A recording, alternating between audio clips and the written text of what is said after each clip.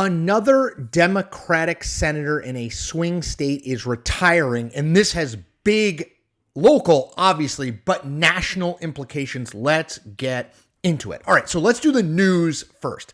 Jeanne Shaheen, Democratic senator from New Hampshire, who was a governor before she was in the Senate, is in her third term. She announced on Wednesday morning she will not be seeking a fourth term in 2026. At 78 years old, this makes some obvious sense. But what it means is that there are now 3 swing state Democratic senators retiring in 2026. That's Gary Peters in Michigan, open seat in Michigan, Tina Smith in Minnesota, open seat in Minnesota, and obviously now Shaheen in New Hampshire. And 3, as anyone knows in journalism, is a trend. And it suggests, at least to me, that there's going to be a bunch of stories and narratives out there that, is this a bad time to be a Democrat nationally? And I think that storyline does not help the Democratic Party, could lead to more retirements in swing states up in 2026, and is just sort of a sign of just how bad the Democratic brand actually is out in the country. So let's quickly do New Hampshire, and then I want to talk about nationally. So New Hampshire, it's an open seat. Kamala Harris won by 3 points, 51-48 in 2024. Joe Biden won by 8 points in 2020. And in 2016, Hillary Clinton got 47% to 46% for Donald Trump. So swing-ish state with a slight Democratic tilt to it. But an open seat will be more volatile than a seat where an incumbent, even a 78-year-old incumbent, is running again. Who do we expect to run? So Democratic side is a little bit easier. Everyone will look to Chris Pappas. He's a member of Congress. He's been in office since 2018. They will look to him to run. If he does run, I think he might have the Democratic primary to himself. And if he runs and wins, he will be the first openly gay male senator in the Senate, which is interesting. The Republican side, more complicated, because Chris Sununu is the former governor of the state. His father was the governor. His brother was a senator. He spent 8 years as governor. He left office very popular in 2024, 65% approval rating in a poll in January, which is pretty amazing. He had said he wasn't going to run against Shaheen, and then yesterday said, well, I might run against her. And now today Shaheen is not running again. So Chris Sununu will be the person that people go to, popular former Republican governor with a golden last name. The problem is Chris Sununu has been mildly but consistently critical of Donald Trump, and people in MAGA world who vote in Republican primaries don't like that. Former Massachusetts Senator Scott Brown is thinking about running in New Hampshire. He now lives in New Hampshire, and he has made the point that we need someone to represent sort of Donald Trump's agenda in the Senate, which is a clear sort of shot across the bow that if Chris Sununu does run and Brown runs, Brown will make this a referendum on MAGA. That could be a problem for Chris Sununu. But I will tell you, just in New Hampshire, a Chris Sununu, Chris Pappas race would be an absolutely marquee race. You would see tens of millions of dollars spent. It would draw national attention. It would be a great race. So that's New Hampshire. But I want to talk nationally too, because the national implications are real. So before I do that, I want to tell you, if you want analysis, independent, nonpartisan, authentic, transparent, calling balls and strikes no matter what uniform the batter at the plate is wearing, I'm your guy. So subscribe. It's easy. Hit the subscribe button. I want to grow this channel as big as we can. I'm making a video every single day, live streams on Fridays, so subscribe. Okay, national implications.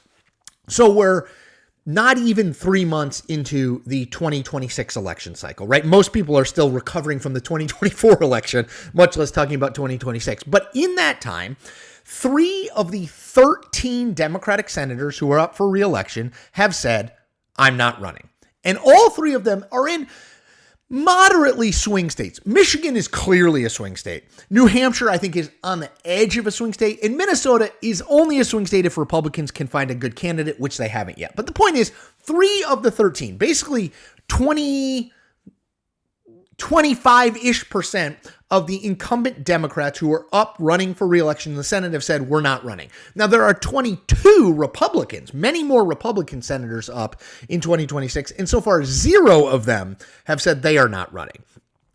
All of these decisions, so Gary Peters, Tina Smith, Jeanne Shaheen, they're all personal, right? Shaheen, for example, she's 78 years old. She'd be in her mid-80s if she ran again. She probably doesn't want to go through another tough race.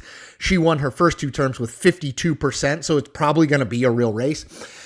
So in kind of a vacuum, fine, Jeanne Shaheen retires, no big deal. The problem is when you have 3, boom, boom, boom, boom, in 6 weeks. Peters retired or announced he was retiring at the end of January. Shaheen, obviously, mid-March. When you have that happen, a couple things happen, particularly in the context. It's not just a vacuum. So you have those 3 Democratic retirements. Even as Democrats are out of power at the White House, the Senate, the House, they have a minority of governorships in the country, and Republicans control a majority of the state legislatures in the country. So at every level, Republicans are ascendant and Democrats are struggling. I'll add to that, the Democratic brand has never been in worse shape than it is now. A Quinnipiac poll last month showed that the unfavorability rating of the Democratic brand is higher than it has ever been measured in that poll before. Democrats and the Democratic brand are in a bad place. And when you are in a bad place, you kind of need a break or two to go your way. And these 3 retirements are the opposite of that. So what does that do? Well, number one, I think it adds to the narrative, like Democrats are down, maybe not out, but down and staying down. And that's never helpful for a party that's trying to get off the mat. And then I think in the Senate, it does actually have an impact. So one thing I noticed when I was covering Congress, the national politics is kind of a copycat game. Everybody is looking at what everybody else is doing. And I think when you see 3 of your colleagues say, I'm not going to run again, even if you know it's for their own individual reasons, it has an impact on your thinking. So Mark Warner, senator from Virginia, he's 70 years old. He's very wealthy. Does he want to run again for another 6-year term? He'll be almost 80. I don't know, Thumb. I'm not sure if he will. He'll be almost 80 years old at that point. Does he want to do that? Or not? Does he look around and say, well, other people are leaving. Maybe it's time for me to just go enjoy my life. John Hickenlooper in Colorado. He's 73 years old, also up in 2026. He has said that if he wins in 2026, this will be his last term.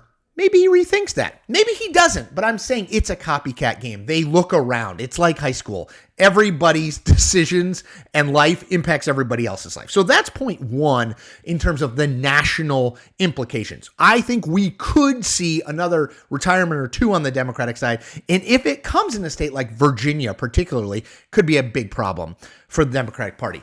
Even if we don't see another retirement in the Democratic side, these 3 retirements already, I think, have crushed the hopes of Democrats who wanted to try to win back the Senate in 2026. And here's why. So they need 4 seats. They need to net 4 seats to retake control, retake the majority. You would think looking at 22 Republican seats up and 13 Democrat seats up, maybe this would be the cycle, but it's not. I think it's very unlikely to be. Because remember, there's sort of a finite pot of money. Now, it's a big finite pot of money, $200 million, but there's a finite pot of money that gets spent on Senate races. And the truth is that at least in Michigan and New Hampshire, particularly if Chris Sununu winds up being the Republican nominee, what you're going to see is that to hold those seats, just to hold those seats for Democrats, the party is going to have to spend tens of millions of dollars. Now, I'm a little more skeptical that the party will have to spend heavily in Minnesota. I don't know. We'll see. But point is, the money that gets spent there playing defense, right, just to hold Democratic seats means money that doesn't get spent playing offense in, let's say, a state like Ohio, where Democrats are trying to recruit Sherrod Brown, the former senator, to take on John Husted, the appointed Republican senator.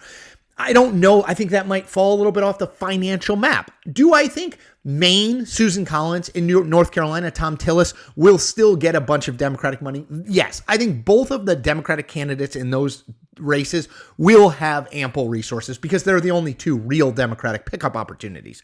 But when you talk about Michigan and New Hampshire for sure, and you add Jon Ossoff in Georgia, who's going to have a really tough race as an incumbent Democrat, you have 3 big challenges at this point, with maybe Minnesota in there as a 4th big challenge for Democrats.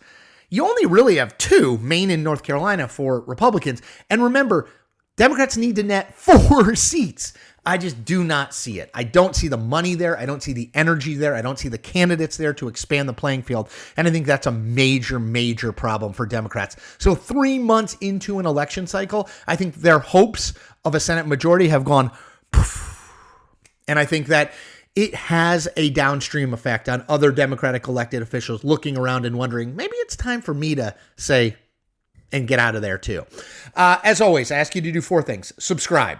Easy. Hit the subscribe button. The more people who subscribe, the bigger the channel grows, the more I can do. Like and comment. Like this video and comment on this video. Do it for the algorithm, because the algorithm will spit my content out to more people. The more people who see it, the more people who subscribe, the more people who subscribe, the more I am able to make more stuff like this. And finally, and this is kind of a grassroots thing, but I need your help with it.